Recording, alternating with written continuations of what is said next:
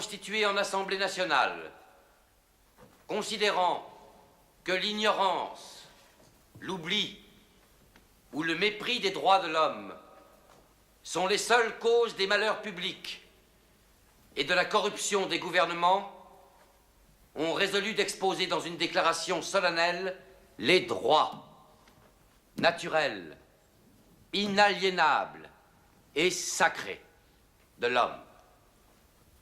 Je vous demande de vous lever, messieurs.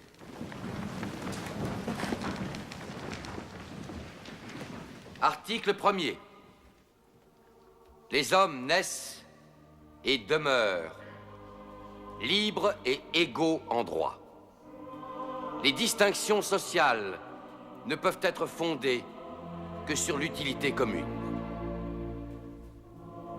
Ces droits sont la liberté, la propriété, la sûreté et la résistance à l'oppression.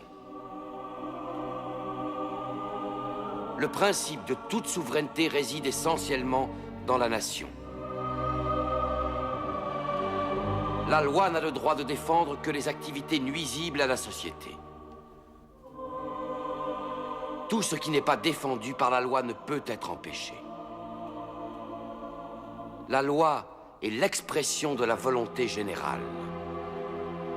Tous les citoyens étant égaux à ses yeux, sont également admissibles à toute dignité, place et emploi public. Nul homme ne peut être accusé, arrêté, ni détenu que dans les cas déterminés par la loi.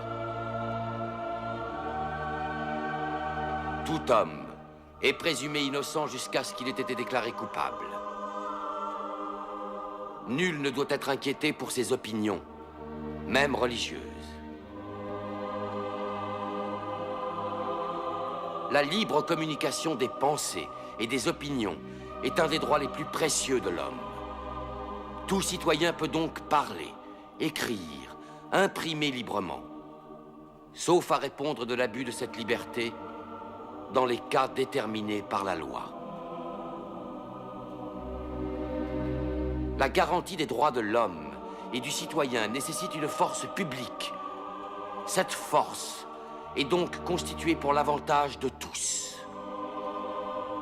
La propriété étant un droit inviolable et sacré, nul ne peut en être privé, si ce n'est lorsque la nécessité publique, légalement constatée, l'exige évidemment. J'ai fait de mon mieux, monsieur Necker.